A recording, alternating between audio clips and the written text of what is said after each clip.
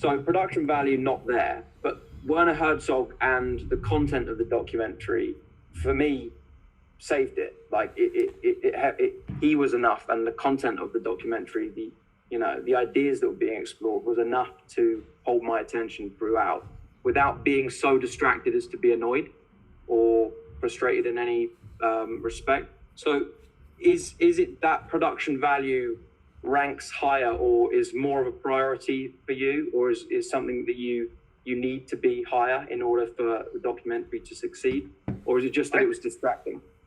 No, I think in this type of genre, the production value is paramount. It's one of my favorite genres. I love feature-length documentaries. Normally, kind of almost they're biographical, but like I said, I love history as well. So it's almost more important to me, and with this, it almost kind of annoyed me more, because the subject, I think it would have been impossible to make a full documentary on this subject matter, because it is mind-blowing by its nature. The find itself and the cave itself and the drawings themselves are mind-blowing by their nature.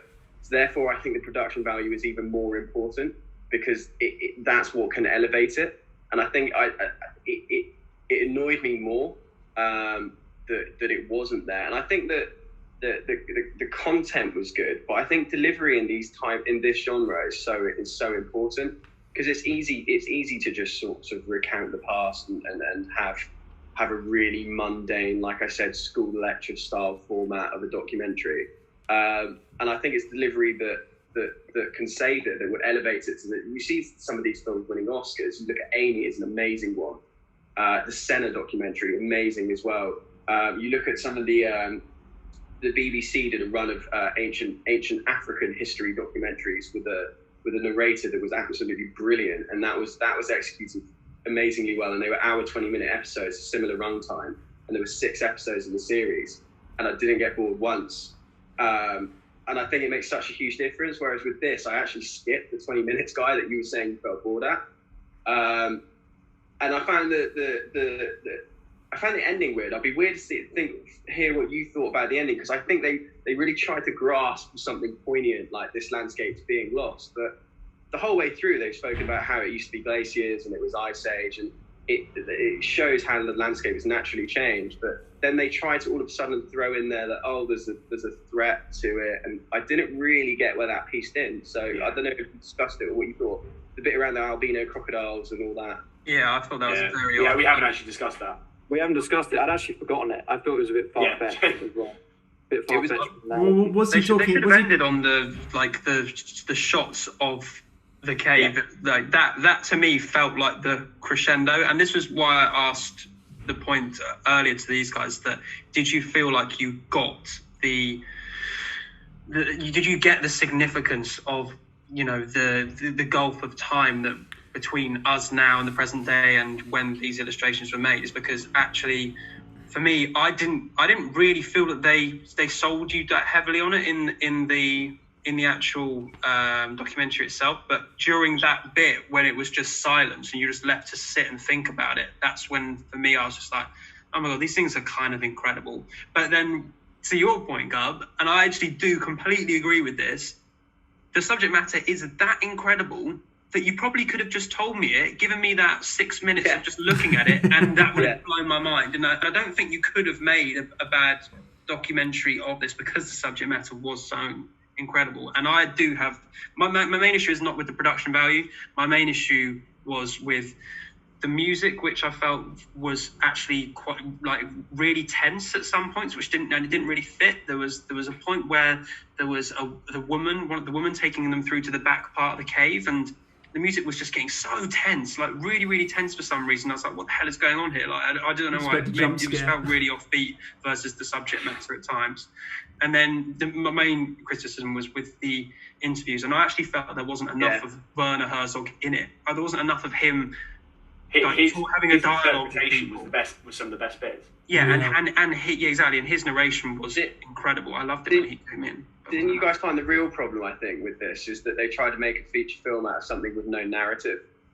And I think they tried to crowbar in that narrative. The issue was they couldn't make their mind up between they as you touched upon, Gub, they were in the middle ground between, right, okay, well, we've got to have an interview with a scientist, we've got to have an interview with an artist, we've got to show the development at the end and the threats to nature.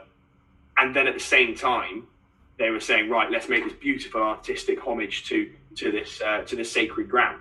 And it was just, some parts were exactly that, amazing, and you could just sort of sit back and take it in. And then it would just be completely thrown by an interview that you think, well, I didn't really need you to talk about that, thanks. Yeah. Do you think he gets away with it because he's Werner Herzog? Yes. Or like occasionally he does. Like I definitely gave him more of a free pass than I might have given another documentary filmmaker. Sure. Just because of his narration, I thought he nailed the narration. It was fantastic. I liked the actual the play of words, the poetry in the words. I liked the passion in his voice. He kept me immersed in the documentary just because he was so passionate and so respectful. But yeah, as far as stitching the thing together and there being lots of unnecessary areas, sure, fully agree. Forgive me if I got the wrong end of the stick with the ending, but I actually thought it was more of a sort of brought it all together in terms of the time span. They're talking about how long ago it was, talking about how caves used to be inhabited by cave bears that are now extinct, and now humans are walking around in there and filming this documentary they're talking about, and they said maybe in the future creatures like these albino crocodiles or whatever will discover that cave too, just as the way that time changes, the way that the world changes, the way that animals change. I got it more of something like that rather than say it as a message of bad things that are happening. I don't know. Perhaps I got it the wrong end of the stick and was sort of half listening by that point, but. It was probably a fair message. I think it was just a little bit out of kilter with the rest of the tone of the film and what they were trying to do there. Could have put that in the middle at the hour mark. Could have put that in there and then gone back to a rounded conclusion, perhaps. They could have cut it at the hour mark. Anyone else got any other critical points about it that we haven't mentioned already? No. Let's rate it. Can we give it if this is given a grade, you can't compare it to a film grade, I don't think. Yeah, you can. You're comparing it to documentary. Yeah. I think you absolutely can. You absolutely can. I think you can. I think some of my favourite films that I've seen would fall into that kind of docu-series, kind of not even docu-series, feature-length documentaries. Yeah. Like I said, Senna is amazing. Senna's incredible. I've seen it. I know exactly what you mean, but I just don't think they're like for like marks in any way. No, I don't. This is why I asked the question of what makes a good documentary film, and I don't think it's the same as what makes a good film. I think it's because it is so dependent on topic. I don't know. I think you could easily make that. That is true, I guess. But then you can have a film that's incredibly well produced that can have a terrible topic or a terrible storyline, I guess, and it's still kind of underwhelmed. Sure, it's the same as Time of Hollywood. A very well produced film. Didn't really enjoy it because I felt it had no narrative or not a meaningful one. That's my personal opinion.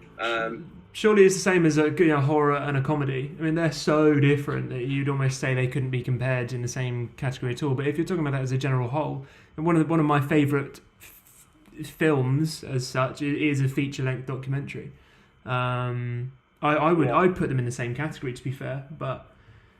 So I think this documentary succeeds in like certain respects and possibly could be improved in other respects. But if its aim was to inspire some amount of awe and some amount of contemplation and reflection about the human race, then it did that in spades for me. Like even now, this conversation that we're having, that documentary was the jumping off point for.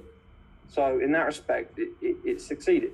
For me, and that was Werner Herzog and the subject matter alone that achieved that. But in other respects, possibly not. All right, then, Liam, what would you give it then?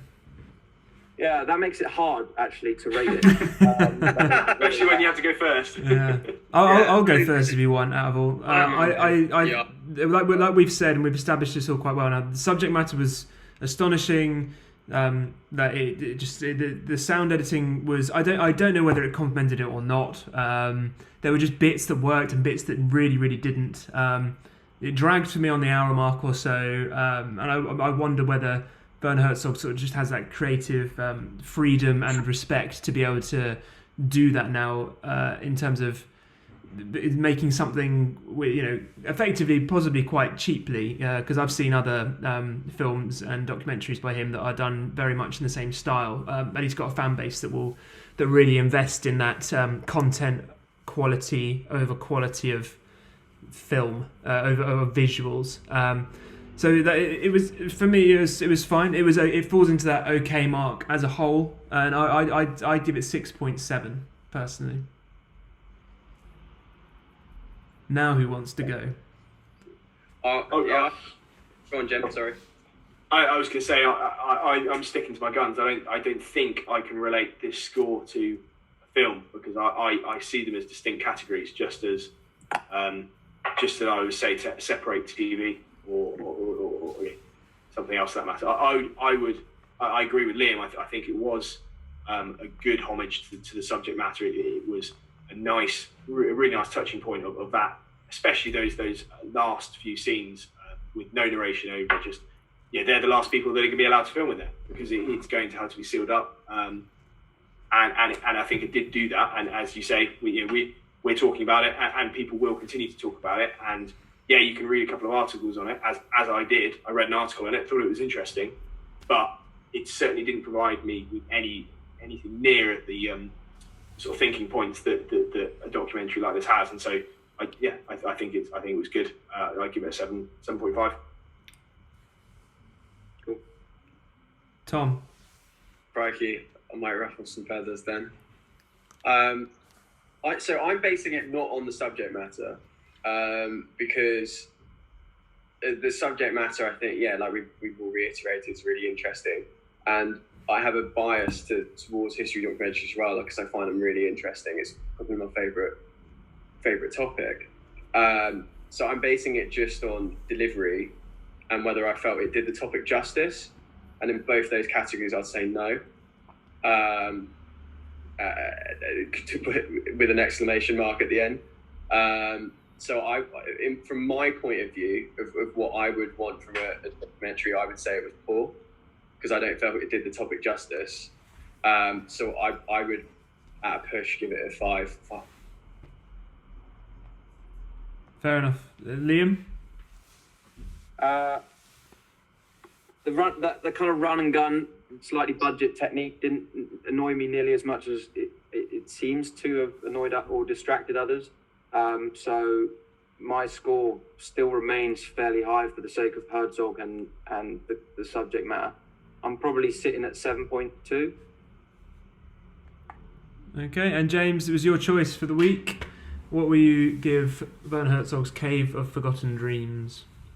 So when I finished the film, I was like, in my head, 6.